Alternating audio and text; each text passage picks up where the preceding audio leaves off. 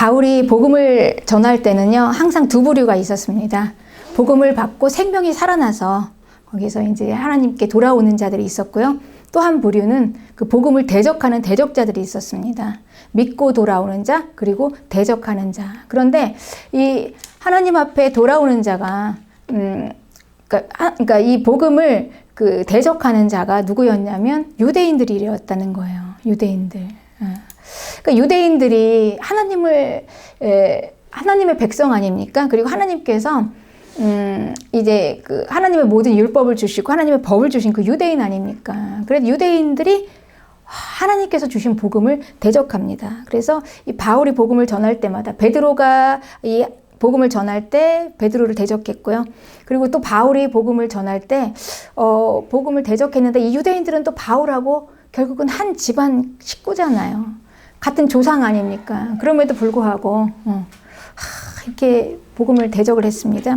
그래서 이 바울이 비시디아 안디옥에서 복음을 전할 때 그때 바울을 시기하는 유대인들이 이제 사람들을 선동해서 바울을 내쫓았죠. 그리고 또 이제 그 이고니온에서 순종하지 않는 유대인들이 또 이제 바울에게 막 돌로 치려고 달려들었는데 바울이 피해서 도망을 갔습니다. 그리고 이제 루스드라에서 이제 바울이 복음을 전하는데 이 유대인들이 이제 거기까지 쫓아온 거예요. 이고니온과 그리고 그 비시디아 안디온에 있던 이 바울을 대적했던 이 유대인들이 합세를 해가지고 사람을 모아가지고요. 이 루스드라 이 복음을 전하고 있는 이 바울에게 온 겁니다. 바울을 대적하려고 왔어요. 이런 일이 일어났어요. 아니, 집요하게 와서 이렇게 복음을 반대할 뿐만이 아니라 이 복음을 전하는 바울을 위협합니다. 이제 바울을 죽이겠다는 거죠. 없애버리겠다는 겁니다. 왜냐하면 이 복음을 전하니까 이 복음이 전해지면 안 되는 거예요. 이들이 보기는. 그래서 이 복음을 전하지 않게 하기 위해서 이 바울을 죽이려고 하는 것입니다. 왜 이 유대인들은 바울을 죽이려고 할까요? 왜 유대인들은 이렇게 복음을 대적할까요? 이 유대인들은요, 이게 이제 바로 이 하나님에 대한 이 신관이에요. 하나님이 누구신가. 이게 유대인들이 생각하고 있는 하나님과 바울이 전하고 있는 하나님이 달랐습니다. 원래는 같은 하나님인데 유대인들이 보기는 이게 하나님이 아닌 거예요. 바울이 전하는 하나님. 그러니까 엉뚱한 걸 전하고 있다고 생각하기 때문에 이제 바울을 죽이려고 하는 것입니다. 저런 말씀을 전하면 안 되는데. 지금 잘못 전하고 있는데 지금 하나님을 잘못 전하고 있다.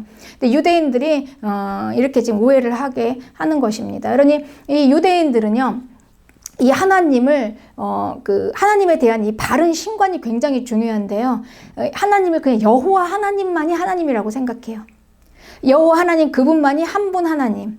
그런데 바울이 전하는 하나님은요, 삼위일체 하나님이었습니다. 거기 하나님의 아들 예수 그리스도가 있었고요. 그리고 성령님. 그러니 유대인들이 보기에는 아니 여호와 하나님 이분 한 분이신데 왜 이 삼위일체 하나님을 전하냐라는 거죠. 그래서 우리는 이 하나님에 대한 바른 신관이 이렇게 중요합니다. 하나님이 누구신가에 대한 우리가 바르게 알고 있는 이 바른 신관이 이게 이제 우리에게 바른 신앙을 갖게 하는 거죠. 여러분 이 유대인들 생각해 보십시오. 하나님이 선택하신 하나님의 백성 아닙니까? 그런데 이 하나님의 백성이고 하나님을 또 모르는 것도 아니에요. 모른다고 할 수도 없어요. 여호와 하나님의 백성이고 택하신 백성인데 그럼에도 불구하고 바르게 하나님을 알지 못하기 때문에 바른 신관을 가지고 있지 못하기 때문에 지금 이런 오류가 있는 것입니다. 하나님.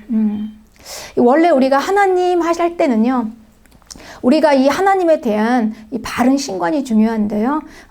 우리가 알고 있는 하나님은 여러분 삼위일체 하나님입니다. 우리는 하나님을 삼위일체 하나님으로 알아야 합니다. 그러니 우리가 하나님하고 부를 때 그 하나님 안에는 성부와 성자와 성령 하나님 세 분이 함께 들어있는 하나님이십니다. 그분이 하나님이에요. 근데 이 성부 하나님께서는 이 이스라엘에게 하나님께서 자신을 나타내셨어요. 뭘로 나타내셨냐면 여호와라는 이름으로 나타내셨습니다. 여호와. 그러니 이 여호와 하나님은 온 천재 주제이신 하나님이십니다. 성부 하나님이시며 하나님의 본체이세요. 그런데 이 지금 유대인들은요, 이 하나님, 성부 하나님, 이 하나님 한 분만 알고 있는 것입니다. 그러나 하나님께서는요, 역사 속에서 더 계시하셔 주셨습니다. 하나님을. 점점 더 하나님께서 때가 일어서 더 계시하여 주셨는데, 팔레스타인 땅에 하나님께서, 성부 하나님께서 성자 예수님을 보내셨어요. 예수님. 그래서 우리를 통해서 하나님께서 예수님을 통해서 하나님이 누구신지를 보여주신 것입니다. 그러니 예수님 할 때 우리는 그 안에 성부 하나님과 성령 하나님이 같이 함께 들어있어요. 같이 항상. 왜냐하면 세 분이 한 분이시기 때문에 떨어질 수가 없는 거예요. 세 분은 항상 같이 계십니다. 한 분이시니까. 그러니까 예수님만 계시고 성부와 성령은 안 계시는 게 아니에요. 예수님 하면 그 안에 성부와 성령이 같이 계시는 거예요. 그렇습니다.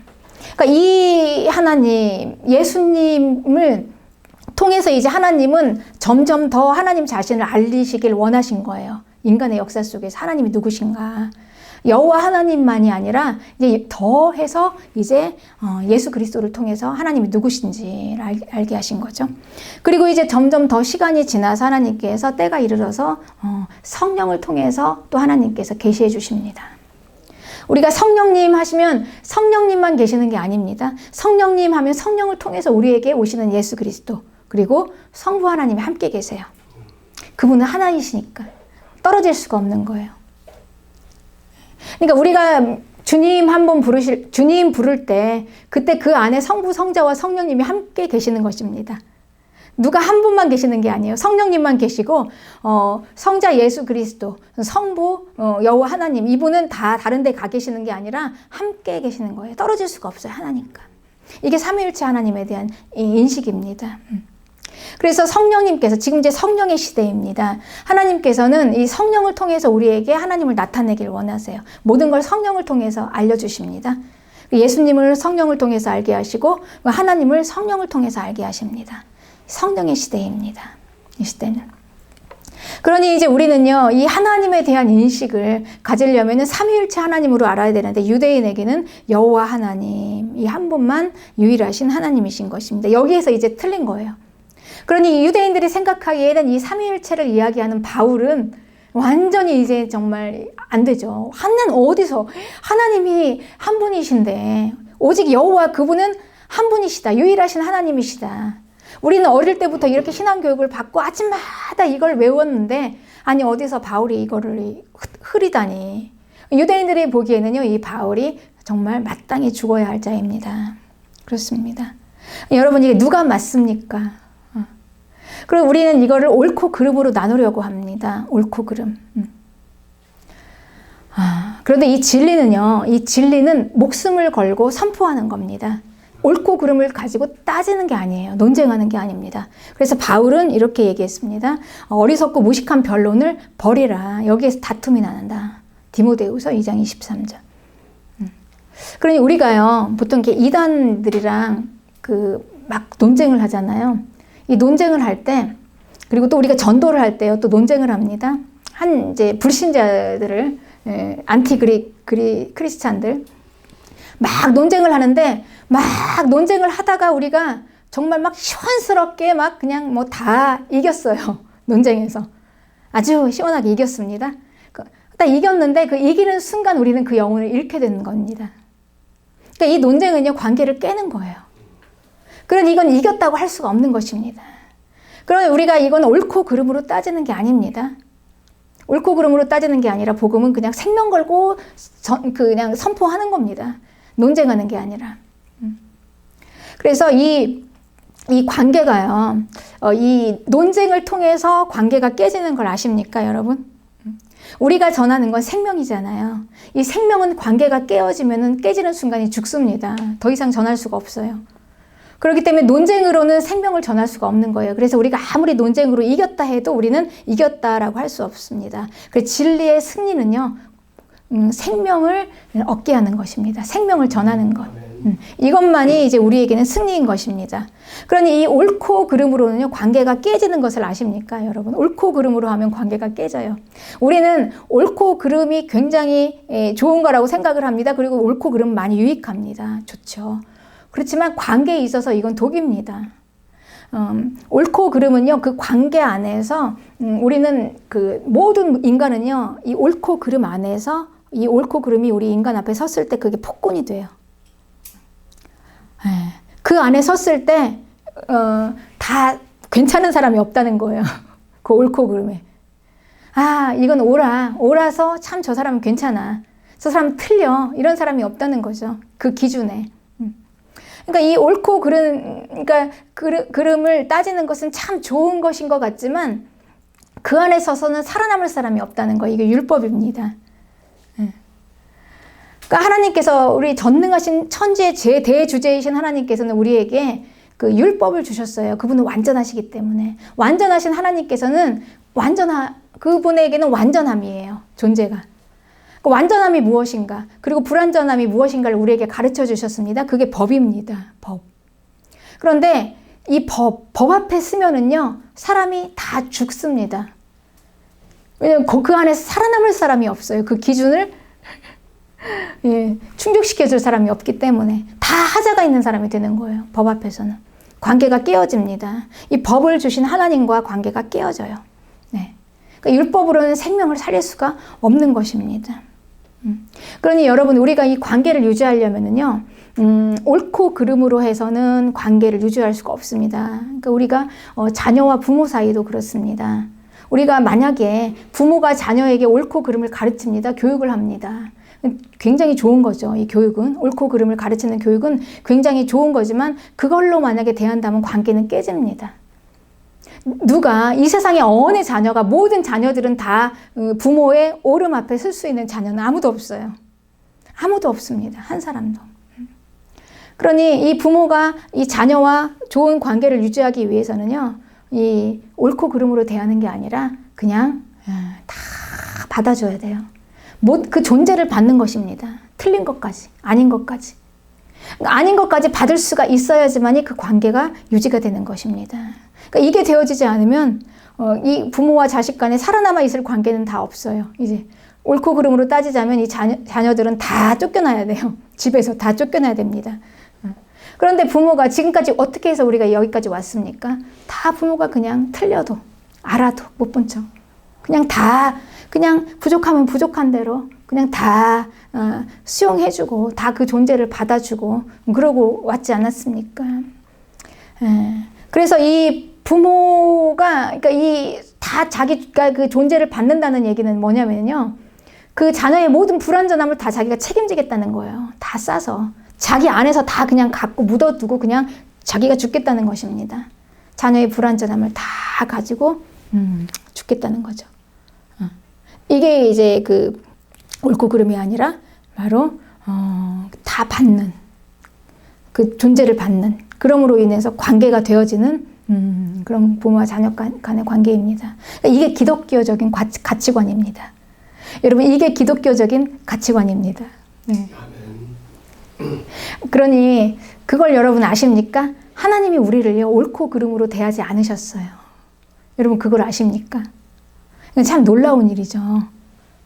지금까지 하나님이 나를 그 옳고 그름의 잣대로 딱딱, 이건 옳아, 이건 틀려, 이 잣대로 우리를 잰 줄 알았잖아요. 그분 완전하시니까. 그래서 항상 우리가 왜 하나님을 두려워했습니까? 우리의 불완전함 때문에, 우리의 그 죄된 모습 때문에, 내가 아니까, 내가 너무 불완전하기 때문에 하나님 앞에 가지를 못했던 거 아닙니까? 그리고 항상 우리는 하나님 앞에 가면 두려웠어요. 네. 불안했습니다. 그리고 예수님을 믿지 않는 사람들도 우리 안에 신심이라는 게 있어서 항상 죄를 지으면 두려워해요. 네. 사람들이 마음이 그렇습니다. 그러니까 항상 우리는 옳고 그름으로 생각을 하기 때문에. 그런데 이 하나님께서요, 그 우리에게 완전하신 하나님께서 자기의 그 완전함을 가르쳐 주시기 위해서 우리에게 완전한 게 무엇인가, 불완전한 게 무엇인가 우리에게 다 주신 그 법인 율법으로 우리를 대하지 않으셨어요. 여러분, 그거 아십니까? 율법으로 대하지 않으셨어요, 우리를. 그렇습니다. 율법으로 대하지 않으셨고, 하나님께서는 이제 우리에게 그래서 예수 그리스도를 우리에게 보내주신 것입니다. 하나님이 우리에게 무엇로 관계하시는가를 예수님을 통해서 우리에게 보여주신 것입니다. 그러니 이 예수님을 인정하지 않고는 하나님이 누구신지를 우리가 제대로 알 수가 없어요. 진짜 하나님이 누구신지. 그러니까 여호와 하나님만 가지고는 하나님을 알 수가 없다는 거예요. 하나님, 여호와 하나님께서, 성부 하나님께서 아들을 보내셨어요. 예수 그리스도. 예수 그리스도 안에서 자기가 누구인지를 다 계시해서 나타나셨는데, 그러니까 법으로 대하는 게 아니라, 너희들을 옳고 그름으로 하는 게 아니라, 내가 그냥 다 책임지고 내가 너희들을 다 그냥 용납하겠다. 받아들이겠다. 이거를 지금 알리신 거 아닙니까? 예수님을 통해서. 그런데 예수님을 부정하고 예수님을 모르고는 이제 어떻게 이 하나님을 안다고 할 수가 있겠습니까?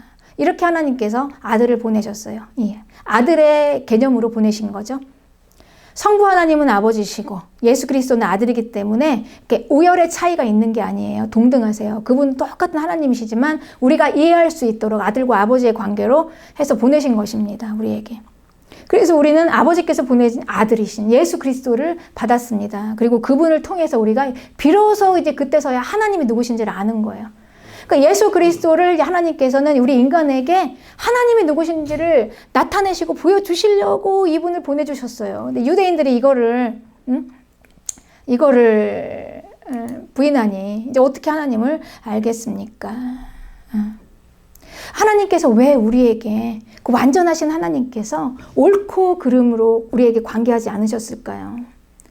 우리에게 왜 법은 주셨으면서 어떤 게 완전하고 어떤 게 불완전한가를 알게는 하시면서 왜 우리에게 그렇게 관계하지 않으셨을까요? 그리고 왜 성자 예수 그리스도를 보내주시면서 그 관계 이외에 다른 관계가 있다는 걸 우리에게 알게 하신 거예요. 왜 우리에게 이런 관계를 주셨을까? 바로 그거는요, 그 옳고 그름으로는 생명을 살릴 수가 없기 때문에 그런 겁니다. 그러니 여러분, 복음은 옳고 그름이 아닙니다. 여러분 그걸 아십니까? 그렇습니다. 그걸로 관계하면은요, 사람이 죽어요. 사람이 죽어요. 그 하나님의 옳고 그름 앞에 우리는 다 죽게 돼요. 예. 그래서 이 예수님의 십자가, 그래서 이 예수님의 십자가가 우리가 사람의 생각으로는 이해할 수가 없는 것입니다. 사람의 기본적인 생각으로는 이해할 수가 없어요. 또 다른 관계가 있구나. 우리가 생각하는 그 하나님과 우리 사람 사이의 관계에 또 다른 관계가 있구나. 이걸 예수님을 보면서 우리가 이제 하나님과의 또 다른 관계를 알게 되는 것입니다. 예. 우리가 하나님은요, 천지의 주제이십니다. 천지의 주제이신 하나님은 너무 높고 위대하신 분. 이분은 감히 인간이 그 앞에 설 수 없는 분. 그 창조주 하나님께서 말씀하시면 우리는 아무리 내가 이해가 안 되고 부당해도 그냥 다 무조건 그냥 순종할 수밖에 없는 그런 하나님이죠. 무조건적인 회개와 무조건적인 순종만, 복종만이 요구되는 그런 관계입니다. 그게 맞습니다. 하나님과 인간 간의 관계죠. 이거 이상 무엇이 있겠습니까? 그런데 여러분, 이 이상의 관계가 있다는 거예요. 하나님께서 예수님을 통해서 우리에게 보내주신 거예요. 그 이상의 관계가 있다는 것입니다. 우리가 내가 뭐 부당한 일이 있거나 내가 어려운 마음이 있거나 내가 이해가 안 되는 마음이 있거나 이것을 그냥 가서 마음을 쏟아놓으면서 따지기도 하고 물어보기도 하고 그냥 뭐 질문도 해보고 대화를 한다는 거예요. 그리고 그 하나님께서 나에게 또 말씀도 해주신다는 거예요. 놀랍지 않습니까, 여러분? 이런 관계가 있다는 거예요. 하나님께서는 예수님을 통해서 우리에게 보여주신 거예요. 정말 하나님께서 우리와 맺으시기를 원하시는 관계가 무엇인지. 바로 하나님께서 이런 관계를 원하시는 것입니다. 이 관계. 그래서 이 사람의 관계 안으로 들어오신 예수 그리스도, 그분은 죄인 삭개오의 집에 들어가셔서 같이 계셨어요. 그랬습니다. 그리고 죄인들과 같이 함께 식사도 하시고 교제도 하시고 친밀하게 지내셨습니다. 그리고 또 참혹하고 비참한 이 사람들의 현실을 이렇게 보면서 정말 공감하시면서 눈물을 흘리시는 하나님이셨어요. 그리고 내 말을 들어주시고 내 요구를 들어주시고 내 부탁을 들어주시고 우리 인생의 삶 가운데 그 많은 수없는 그 해결할 수 없는 문제들 다 예수님 만나서 그 갈릴리로 왔어요. 막 사람들이 찾아왔죠. 예수님이 어디 있냐, 그 나사렛 그 예수가 어디 있냐 찾아가서 예수를 만나면 다 해결받을 수가 있었습니다. 다 고쳐주셨습니다. 우리의 모든 것을 다 깊은 밑바닥까지 다 병도 고치셨어요. 불치병도 고치셨어요. 사람의 힘으로 할 수 없는 모든 것을 다 해주셨습니다. 하나님의 능력이시기 때문에 하나님이 사람과의 관계 안에 들어와서 해주신 것입니다. 여러분, 이게 얼마나 믿기 어려운 일입니까? 나처럼 미천한 인간, 불완전한 인간, 정말 허물투성이 인간하고 관계해 주시는 하나님. 내 말을 다 들어주시고 나와 대화가 되는 하나님. 참 어려운 일이죠. 그래서 이 예수님을 하나님께서 보내주셨어요. 그리고 이런 관계를 하나님께서 원하신다는 것입니다. 이게 바로 진정한 하나님과 사람과의 관계입니다. 그러니 우리는 이 예수 그리스도, 이분을 통해서 하나님을 알게 되는 거예요. 그러니까 이분을 모르고는 우리가 진정하게 정말 하나님을 내가 어떻게 믿고 있는지, 그리고 하나님이 누구신지를 우리는 모르는 겁니다, 여러분. 어떻게 합니까? 하나님이 이런 분이신데. 단지 그냥 천지의 주제이신 성부 하나님만 가지고, 그분과 관계하는 것만 가지고 하나님은 이런 분이시다라고 어떻게 알 수가 있겠습니까? 이거는 바로 하나님께서 우리를 다 받아주신다는 것입니다. 다 받아주시겠다. 이 받으시겠다는 것은요, 무조건적인 다 용서하시겠다는 거예요. 직접 다. 이 받으신다는 것은 받으시는 분이 다 책임을 지시겠다는 거예요. 우리의 허물을 다. 그분이 다 받으셔서 자기 안에서 다 우리의 것을 다 책임을 져주시겠다는 거죠. 우리가 그렇게 하나님께 용납이 됐습니다. 그래서 이제 예수님께서요, 이 죄인을 어떻게 대하시는가 아주 잘 기록되어 있는 이게 요한복음의 8장 가늠한 여인. 예수님이 어떻게 우리를 대하셨는가. 이 가늠한 여인은요, 죄를 짓다가 현장에서 딱 걸린 여자입니다. 그러니까 그 여자가 죄를 지었기 때문에 누구도 이 여자가 죄인인 것을 다 알았어요. 그러니까 거기에서 돌로 맞아 죽어도 이 여자는 할 말이 없어요. 너무나 합당한 그런 죄를 지은 여자입니다. 사람들이 이 여자를 고소했습니다, 예수님께. 이 죄인 여자가 있습니다. 그 자리에서 그냥 뭐 돌로 쳐서 죽여도 상관없는 그 법적으로 하자가 없었어요. 그런 정도의 죄인이에요. 죄가 드러났으니까. 이렇게 이제 고소하고 정죄합니다, 예수님 앞에서. 그런데요, 실은 사람들은요, 사람은 이 여자를 정죄할 수 있는 자격이 없지요. 거기서 우리가 드러나지 않았습니까? 아무도 이 여자를 정죄할 수 없다. 사람은 심판자 앞에 자리에 설 수 없다. 그런데 과연 그 심판자에 설 수 있는 분이 누구입니까? 예수 그리스도. 그분은 심판자세요. 그분은 정죄할 수 있으세요. 심판하실 수 있으십니다. 그런데 그 예수님께서 이 여자에게 하신 말씀이 있어요. 뭐라고 하셨냐면, 나도 너를 정죄하지 않는다. 나도 너를 정죄하지 않는다. 그러니 가서 다시는 죄를 범하지 말라. 이렇게 얘기하셨습니다. 그러니까 예수님께서는요, 심판자이심에도 불구하시고 자격이 있으심에도 불구하시고 이 여자를, 죄인을 정죄하지 않으시겠다라고 얘기하신 건 뭐냐면, 예수님은 이 죄인을 이 옳고 그름의 관계로 관계하지 않으시겠다는 본인의 의지를 정확하게 밝히신 것입니다. 거기에서 죄인을 어떻게 대하시는가, 판단하지 않고 정죄하지 않고 옳고 그름으로 따지지 않으시겠다, 이거를 하나님께서 거기서 말씀해 주신 거예요. 온 우주 만물에게 선포하신 겁니다. 그 얘기는 뭐냐면 다 용서하시겠다는 거예요. 다 받으셨다는 거죠. 다 받으셨다는 거. 여기서 다 받으셨다는 거는요, 그 하나도 남기지 않았다는 거예요. 그러니까 뭔 받고 멋은 안 받고, 이거는 받고 이거는 안 받고, 이거는 용서하시는데 이거는 작은 죄니까 용서하시는데 이건 너무나 크고 죄질이 악하니까 이건 용서 못해가 아니라 큰 거나 작은 거나 이거나 저거나 그냥 다 한꺼번에 다 탕감해 주셨다는 겁니다. 다 탕감. 그러니까 이 탕감해 주셨다는 것은 뭐냐면요, 누가 손해를 봅니까? 그러면 예수님께서 손해 보시죠. 그 탕감해 주신 분이 손해를 보잖아요. 그러니까 다 떠안겠다는 거예요. 자기가 다 이 손실을 다 떠안고 다 책임을 지겠다는 겁니다. 여러분, 이게 어마어마한 은혜인 것입니다.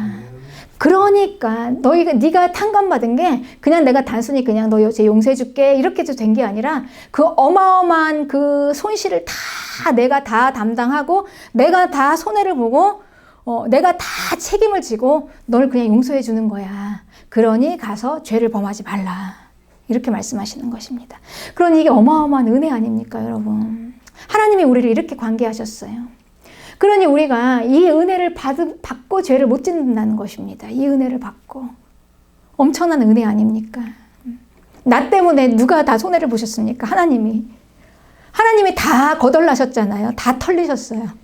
엄청난 그 금액에 생명을 다해서, 목숨을 다해서 다 대신 죽어주심으로. 우리가 받은 은혜입니다. 여러분, 그래서 우리가 이렇게 생명을 받았습니다. 이 엄청난 손실을 다 감당하시고 우리가 받은 생명이 이거예요. 여러분, 이 생명을 이렇게 받아야지. 그 옳고 그름으로 따져서 어떻게 이 어마어마한 이 값을 치르고 생명을 받을 수가 있습니까? 너무 큰 거는요, 갚을 수가 없어요. 그냥 우리가 갚을 수 있는 거는 그냥 내 한도 내에서 갚을 수 있는 만큼의 수준. 그건 갚을 수 있지만 너무너무 큰 건 우리가 갚을 수가 없는 것입니다. 그냥 받는 것입니다. 받는 거. 그러니까 이 은혜가 아니면 우리가 어떻게 생명을 구원받을 수가 있겠습니까? 그래서 하나님께서 이렇게 자신을 계시하신 것입니다. 예수님을 통해서, 예수님의 십자가를 통해서 우리는 하나님을 알게 돼요. 그러니 이 예수님의 십자가를 통해서 하나님을 모르고는 하나님을 안다고 할 수 없어요. 그 이외에. 그런 유대인들은 하나님을 모르고 있는 거죠. 그러니까 예수님을 인정하지 않는 유대인들은요, 하나님이 누구신지를 이들은 몰라요. 모르고 있습니다.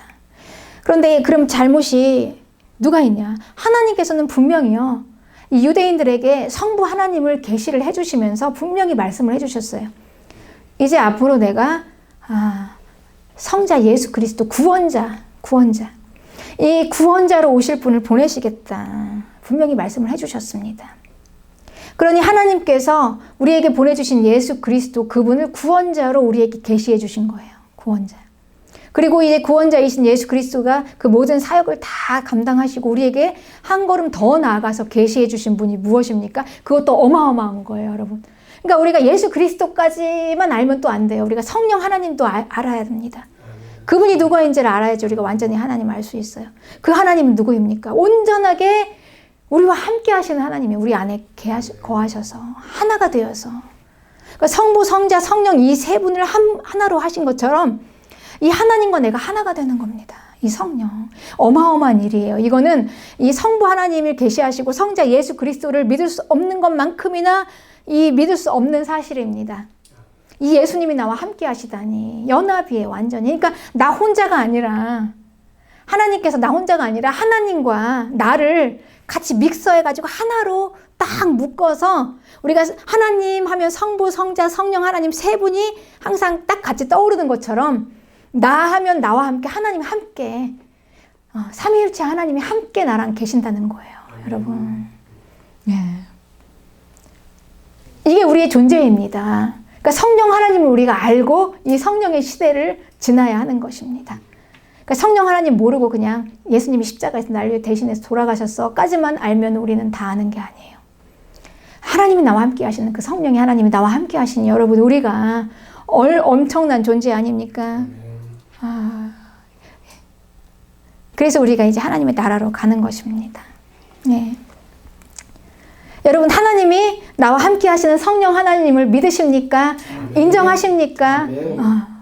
여러분 함께 계십니다. 하나님이 함께 하십니다. 그래서 여러분이 이제 우리가 불안할 이유도 없어요. 우리가 세상은 강하지만 내가 약합니까? 내가 너무 허점이 많고 내가 너무나 불리한 점이 많습니까? 그러니까 우리가 예수 그리스도는요, 이제 불치병이 있단 말이에요. 그리고 해결할 수 없는 그런 도저히 인간적인 방법으로 해결할 수 없는 그런 나면서부터 안전뱅이, 나면서부터 한 번도 본 적이 없는 그 봉사. 그러니까 예수 그리스도께서는 성자 예수 그리스도께서는 친히 만나서 우리에게 이렇게 치유를 해주셨습니다. 그렇게. 예. 그런데 우리가 이 성령 하나님께서는요, 이 성령 하나님께서 우리와 함께 하시기 때문에 이 함께 하심으로 이제 우리 안에 그 하나님의 생명의 능력이 우리 안에 함께 계시잖아요. 예. 그러니 우리가 모든 것을 다 할 수 있는 것입니다. 이제는. 바울은 성령 하나님을 통해서 예수님을 만났습니다. 그러니까 우리는 이제 성령 하나님, 성령이 우리와 함께 하시는 그 하나님을 통해서 우리가 이제 예수님을 만나게 되는 것입니다. 그래서 이렇게 예수님을 만날 때 우리는 그때 비로소 복음을 이해하게 되는 거예요. 복음이 무엇인가. 근데 바울이 다메섹에서 만난 예수님, 이게 이제 성령 체험이죠. 성령 체험을 통해서 바울이 예수님을 만났는데요. 그 예수님, 바울도 유대인이었어요. 그러니까 성부 하나님은 알고 있었죠. 그 하나님. 온 천지의 주제이신 전능하신 여호와 하나님, 이 하나님을만 알고 있었는데 바울이 그때 만난 다메섹에서 만난 하나님은요, 그 하나님에 대한 인식을 완전히 뒤집는 하나님이었어요. 거기서 만난 분이 예수님이었어요. 예수님이었는데 그 하나님은 이렇게 말하는 거예요. 바울에게 말씀하시는 거예요. 바울아 바울아 네가 왜 나를 핍박하느냐. 여러분, 하나님이 이렇게 약한 모습이십니다. 그러니까 사람에게 핍박당하는 하나님이에요. 얼마나 약하십니까? 네가 왜 나를 핍박하냐. 그러니까 바울이 얼마나 놀랬겠어요. 아니, 하나님이 사람에게 핍박을 당할 수 있을 만한 그런 하나님이신가. 그러니까 핍박 받으시는 그 모습, 거기에서 이제 바울이 하나님을 알게 된 거예요. 이 하나님이 우리 안에 들어오셨구나. 깊은 교감을 원하시는구나. 그러니까 높은 데에 있어서 하나님의 능력으로 이 핍박을 피하시는 게 아니라 그냥 같이 눈높이를 맞으면서 이렇게 교감하시면서 관계를 하시다 보니까 핍박을 하시면 그냥 핍박을 당하시는 거예요. 욕하면 그냥 욕을 듣는 거예요. 때리면 그냥 맞는 것입니다. 그러니까 이렇게 관계하는 하나님을 이 바울이 알게 된 거예요. 아, 이분이 하나님이시구나. 하나님이시구나. 이제 이게 복음이 무엇인지를 이제 바울이 알게 된 것입니다. 복음이. 아, 이게 복음이구나. 하나님. 그 하나님이 이렇게 낮아지신 거. 그 하나님이 죽으셨구나. 이 복음을 왜 이렇게 하셨을까. 예. 이제 그때 이제 비로소 바울이 알게 된 것입니다. 생명을 살리기 위해서 이렇게, 그러니까, 한 생명이 살아나기 위해서 한 존재가 그걸 다 담당해야 되는, 죽어야 하는 이 원리를 알게 된 거예요. 이게 복음이라는 걸 알게 된 것입니다. 그러니 여러분, 이 관계 안에서 지금 이 생명이 살아납니다. 이 관계가 되어지기 위해서는 그 옳고 그름으로 우리가 따지면은 이게 이제 관계가 깨어지죠. 그런데 이걸 다 받아들이고 수용할 때, 한쪽에서 다 그 모든 손해를 다 감수할 때 관계가 비로소 이루어집니다. 그러니까 이 생명이라는 게 그렇습니다. 이 생명이 관계 안에서 이루어지는 것입니다. 이건 이론이나 무슨 교리가 아니에요. 하나님의 생명을 받는 관계예요. 그래서 예수님이 우리 사람의 삶 속으로 하나님께서 들어오셨어요. 예수님을 통해서. 예. 그리고 이제 그 생명을 살리려면은 그 한쪽에서 다 그걸 다 감당을 하고 다 책임을 지고 죽어야 되는 겁니다. 그래야지 한쪽에서 생명이 살아날 수가 있어요. 이 원리를 바울이 알게 된 것입니다. 그러니까 누군가는 하나가 담당을 해야 된다는 거죠. 누군가는 하나가 그 손해를 담당해야지 이쪽에서 살아나는 거예요. 누가 하겠냐는 거죠. 누가. 하나님이 죽어주셨기 때문에, 우리의 모든 걸 다 담당하시고 죽어주셨기 때문에 우리가 살아난 거라는 겁니다. 이게 복음의 원리라는 걸 이제 바울이 알게 된 거예요. 바울. 그래서 이제 바울은 이제 그 본인의 사역 가운데, 자기의 사역 가운데 자기가 만난 하나님, 이 복음, 자기가 이해한 이 복음을 전한 것입니다. 그래서 우리 바울의 마인드를 보세요, 여러분. 바울의 마인드를 보면은요, 바울은 이렇게 얘기했어요. 우리가 우리가 경건하게 살으려고 하면은 박해를 받으라. 이렇게 얘기했습니다. 그리고 이 바울이 뭐라고 그랬습니까? 오늘 이 본문을 보면, 이 내용이 그래요. 그 유대인들이 지금 바울을 치러 왔잖아요. 치러 왔는데, 본문 19절에 보면 돌로 바울을 쳐서 죽은 줄을 알고 성 밖으로 끌어내쳤어요. 네. 그랬습니다. 그러니까 바울이 맞았다는 거 아닙니까? 대항하지 않고 그냥. 네. 그러니까 때리면 맞고 내어 쫓으면 쫓겨나고 그랬다는 거예요. 거기서 막 같이 막 대항해서 죽기 살기로 싸우면서 뭐 막은 게 아니에요. 그러니까 이게 이 복음이 그렇습니다. 그냥 맞서서 막 이기려는 게 아니라는 거예요. 같이 너 죽고 나 죽고 해보자, 한번 우리 해보자, 싸워보자 해가지고 싸운 게 아니라 그냥 돌로 쳐서 바보같이 그냥 맞은 거예요. 맞아서 그냥 쓰러진 겁니다. 얼마나 많이 맞았으면 죽은 줄 알고 그냥 밖에다가 버렸어요. 시체인 줄 알고. 얼마나 처참합니까? 그 모습이. 그쵸? 그런데 바울이 거기서 또 일어났습니다. 거기서 이제 일어나서 아이고 무서워라. 이제 맞았으니까 거기 도저히 안 되겠다. 여기 피해서 이제 도망간 게 아니에요. 여러분, 이 바울이요, 유대인들하고 왜 싸우면 왜 못 싸우겠습니까? 그쵸? 뭐 어떻게라도 해서든지 못 싸우겠습니까? 자기들도 편이 있잖아요. 또 자기들 그 제자들 있잖아요. 그러니까 자기를 따르는 사람 다 모아가지고 같이 또 이쪽에서 또 한 패를 만들어서 같이 대적해서 막 한번 전쟁을 해보는 거예요. 그걸 왜 못하겠습니까? 근데 바울은 그렇게 안 했다는 거예요. 힘을 그렇게 안 썼어요. 그냥 때리면 맞고 그냥 내어치면 그냥 밖으로 그냥 버려졌어요. 그냥 다 맞아가지고 너덜너덜 해가지고 그냥 시체가 돼서. 그런데 여기에서 그렇게 해서 그냥 도망간 게 아니라 거기에서 여러분 보세요. 그 다음 구절이 참 기가 막힌 구절이 있어요. 참. 여기에서 바울이 일어나서 다시 들어갔습니다. 그 성으로. 어떻게 이런 일이 있을 수가 있어요. 다시 들어갔어요. 그리고 자기를 죽이려고 온 이고니온과 비시디아 안디옥 그 지역을 다시 들어갔어요. 그 유대인들. 왜 들어갔습니까? 거기에 있는 제자들을 만나서 제자들의 마음을 굳게 하려고.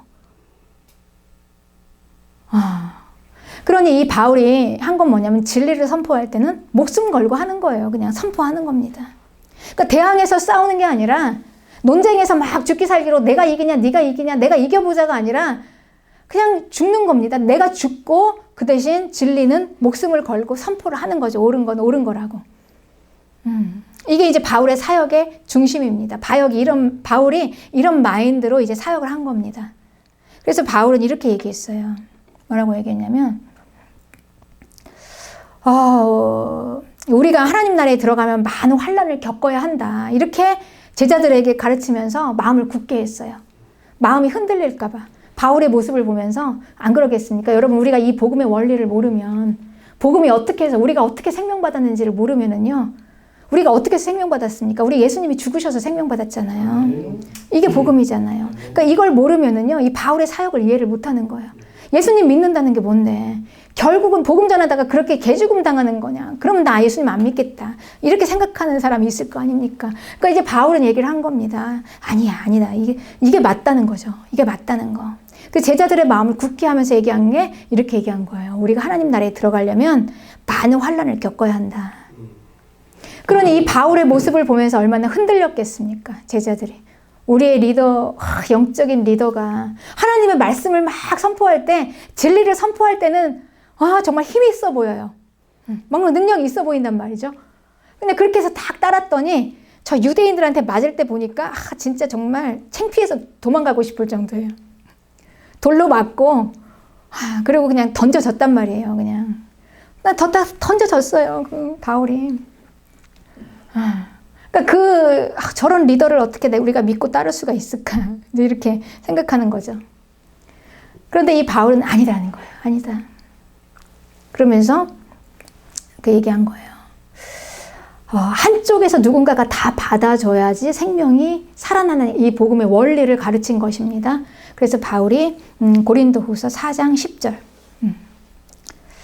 우리가 항상 예수 죽인 것을 몸에 짊어지면 예수의 생명도 우리 몸에서 나타나게 하려고 우리 산자가 항상 예수를 위하여 죽음에 넘기우면 예수의 생명이 또한 우리 죽을 육체에 나타나게 하려고. 그래서 12절에 사망은 우리 안에서 역사하고 생명은 너희 안에서 한다. 이게 바울의 사역의 핵심 마인드예요. 누군가가 하나가 죽어줘야 된다는 겁니다. 누군가 죽음을 짊어지고 죽어줘야지 생명이 살아난다. 이걸 누가 하겠느냐? 복음을 전하는 사역자가 한다는 거죠. 복음을 전하는 사역자는 지식으로 가르치고 교리를 전하는 게 아니라 직접 관계 안에 들어와서 죽으라는 거예요. 죽으라고. 때리면 맞고 그냥 내어 쫓기면 그냥 가요. 뭐가 두렵습니까? 여러분 우리가 뭐가 두렵습니까? 두려운 게 하나도 없죠. 그러니까 이거를 지키려니까 두려운 거죠. 자기 자리를 지키려니까. 예수님처럼 예수님 다 버리신 것처럼 두려운 게 없는 거예요. 생명조차도. 그렇지만 진리를 전할 때는 목숨 걸고 전한 것입니다. 이게 바울의 마인드입니다. 여러분 이것 때문에 저와 여러분이 생명을 얻었습니다. 누군가 죽어줌으로, 누군가 희생. 네, 그렇습니다. 그래서 이제 우리는 이 논쟁, 유대인들은 논쟁을 하려고 끝없이 달려듭니다. 이 논쟁, 승산이 없는 논쟁, 소비죠. 그러니까 누가 옳다 그르다 우리가 이거를 끌어내릴 필요도 없고요. 싸울 필요도 없습니다. 그냥 때리면 맞고 내어 쫓기면 쫓기다가 생명 걸고 복음 전하다가 그냥 복음의 진리만 붙잡고 굳게 나아가는 것입니다. 이게 바로 이제 하나님께서 예수님을 통해서 우리에게 말씀하신 것입니다. 어떻게 우리와 관계하셨나? 우리를 다 받으신 것입니다. 얼마만큼의 손해를 보고요. 그냥 예수님이 죽어주심으로. 그래서 우리를 다 받으심으로 예수님이 죽어주심으로 우리가 살아났습니다. 여러분, 우리가 이렇게 받은 생명입니다. 여러분, 우리가 이렇게 받은 생명으로 사는 인생이 여러분, 우리가 얼마나 복된 인생입니까? 우리가 하루하루를 어떻게 우리가 그냥 헛되게 살 수가 있겠습니까? 이 복된 인생, 이 생명 안에서 하나님께서 주신 이 복된 인생을 충만하게 하나님 주의 안에서 잘 사시기를 주님의 이름으로 축복합니다. 아멘.